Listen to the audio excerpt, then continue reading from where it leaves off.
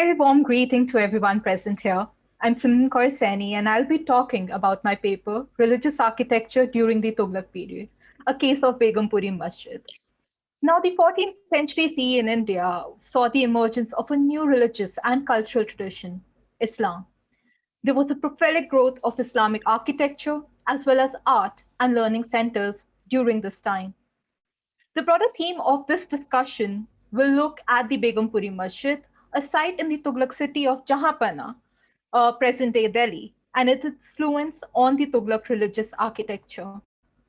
The later part of the discussion will also focus on the present condition of the site and look at its conservation status. So, with that, let's get started.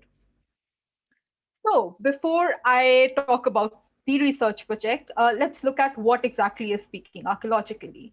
So, it is an archaeological education group based in India which focuses on object analysis, documentation of neglected and forgotten archaeological sites, and rescue archaeology. Now, Begumpuri Masjid in particular is part of the ongoing Monuments of Delhi Sultanate project, which we started earlier this year.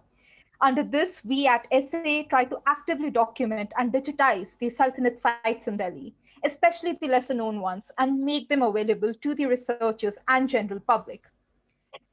So,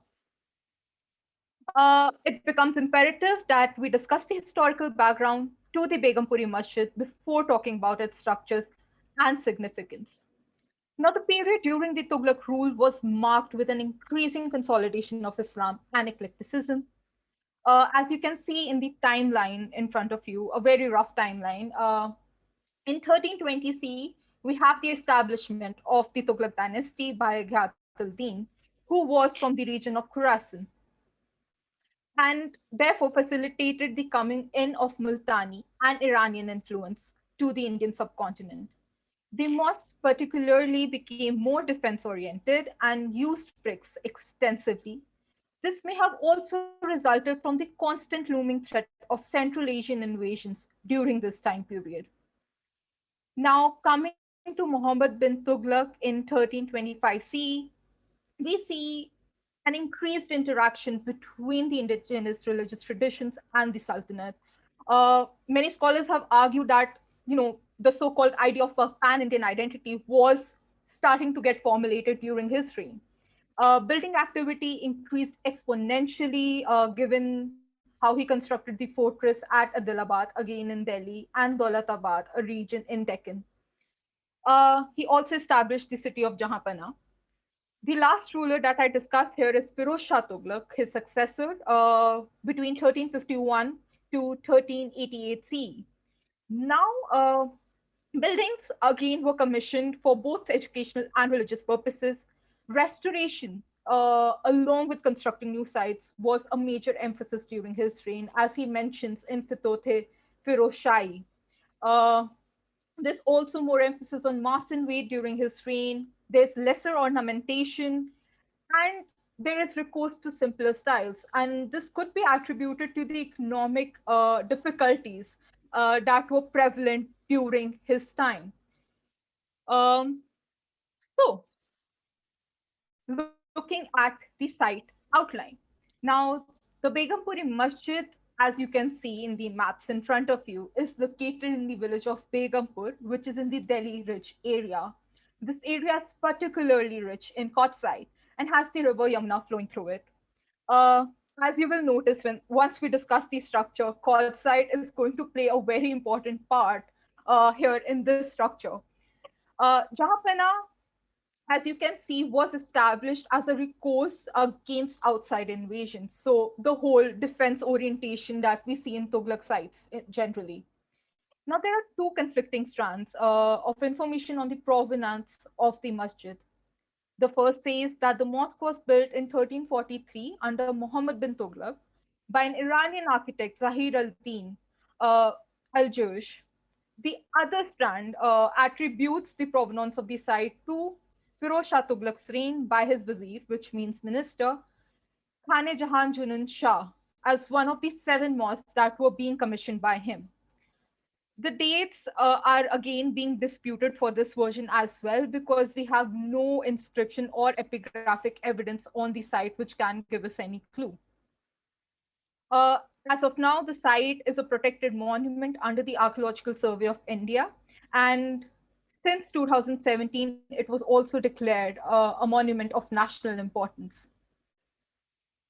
So, the main part of the paper, which is the structure of the site. So, main materials used were mortar, rubble, and roughly cut stone. We also have evidence of durable incised stucco and glazed tiles. There is a general shift from red sandstone, which we observe in the early Tughlaq sites under Ghataldeen, to quartzite and compact plaster. Again, if you remember what I discussed in the historical background, economic difficulties meant you look for materials which are easily, achievable and are cheap to you. And quartzite was easily available to them at that time. The plan, as you can see in front of you, was rectangular and it rises from a highly raised plinth. There's lesser ornamentation, and many have attributed that this is the first site that properly implements the four-Ivan plan in the Indian subcontinent. So, for those of you who don't know, Ivan is basically of Iranian origin, where four vaulted gateways provided an entrance to the site. Again, as you can see in the pictures in front of you, the courtyard is surrounded by long-running arch cloisters. You have beam and bracket arrangement, again, a significant feature of the indigenous architectural styles in the Indian subcontinent. The prayer hall was also rectangular and has two tapering turrets, something that they borrow from the Multani style of architecture. I also studied the parallel sites, namely the Khirki Masjid, the Jami Masjid, and the Kalan Masjid in Delhi. The Jami Masjid in Rangal and Daulatabad, which is in Deccan, and the Atala Masjid, which is in Jaunpur, present day Uttar Pradesh. And in all of these sites, the beam and bracket arrangement, the fortification like facade, and the use of chhajas or the eave roofs is quite prominent. So, I also carried out the conditional mapping for this site. Now, a fair warning before I go into the building conditions and the present status of the site. Due to the ongoing pandemic, I could not carry out a proper material testing or scientific analysis for these conditions at the site. So, there is much further future scope for that. Now, as you can see in the pictures in front of you, I have detailed the conditions via small squares. You can see surface deterioration, previous repair work. So there are walls with whitewashed just there on them. You have lots of material damage, discoloration, black rust, and graffiti. The entry is only from the east gate. The north and south walls are broken. There are collapsed roofs, and some roofs are on the verge of collapsing. There's also dumping of construction waste and littering to quite an extent. Um, so, under the major threats to the site, encroachment is one of the biggest threats here. So, back in 1920, this site was actually occupied by the local people. They were forcefully evicted by the Archaeological Survey of India, and since then, there has been a hostility sort of between the two groups. We see that the site is also frequent hangout spot for alcoholics. Again, a feature that you can see in almost all Tughlaq sites in Delhi, namely Tughlaqabad and the Dilabad. We also see a lack of maintenance. There's vandalism, as you saw. The site is located in the Horse region, which is also a very prominent site for urban development. So the whole development versus heritage preservation conflict sort of emerges here in the context of the site. And another alarming thing was the lack of awareness, even amongst the local population, about the site. So when I visited the site, I could hardly find just one or two local people who could actually tell me where exactly the site was located. So, what exactly am I trying to achieve from this research?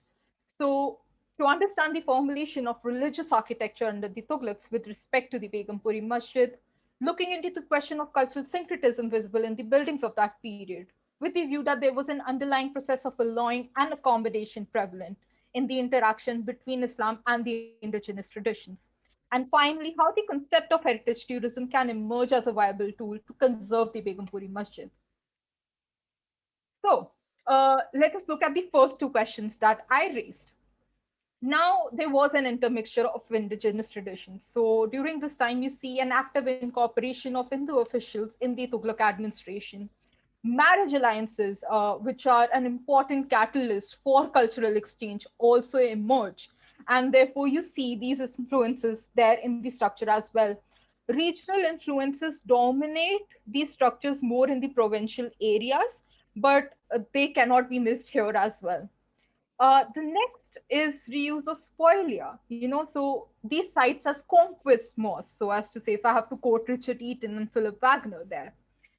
Now you have to understand that instead of according it a religious color, it was purely political motives that motivated construction of these sites. They wanted to project the waning power of the previous dynasty. There were legitimate concerns for legitimacy for these rulers. So you have Muhammad bin Tughlaq seeking recognition from the Abbasid Caliphate during his reign, and trying to mediate between the tensions that had emerged between the ulama and the sultan.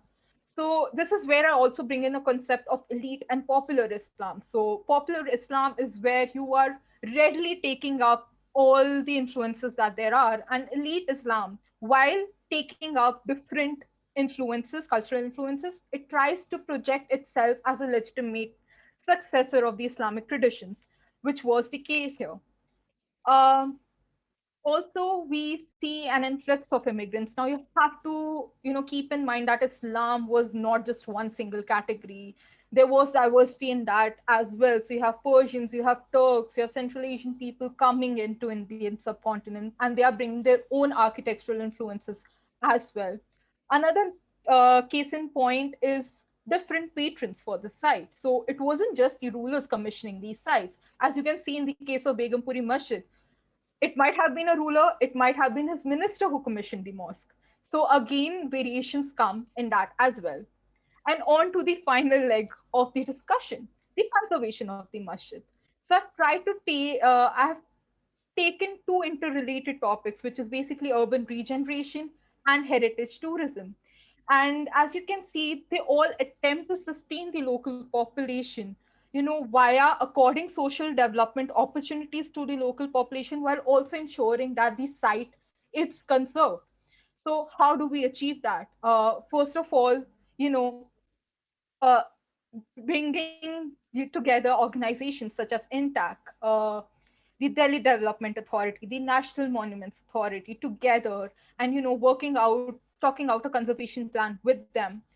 We can come up with a heritage integration model. So you can incorporate the Begumpuri Masjid in a heritage walk circuit of sorts with all the other sites that there are. Many have also proposed the establishment of archaeological parks. So, ecotourism. So you're conserving the site, you're also conserving the natural environment of the site, which is the Delhi Ridge, and promoting tourism as well as conservation at the same time. And this also sort of helps us to bridge that development gap that we are facing with. So that is there. And then the basic things, which is basically treating these building conditions subject to proper material testing, and of course, visitor facilities and signages at the site. So with that, here's a list of selected bibliography, some of the many readings that I refer to. You can have a look at them. If you want to look further into the topic. I would really like to thank Ms. Shreya Gautam, founder of Speaking Archaeologically, for her immense support throughout. I would also like to thank Ms. Ratan Kaur Renu, a former member of Speaking Archaeologically, who also helped me immensely in the cover of this site. And my paper is currently under publication in the annual academic journal of the Department of History at Lady Shri Ram College, University of Delhi. So it will come out later this August. So you could head over to my academia profile and then probably have a look there as well. And with that, thank you very much.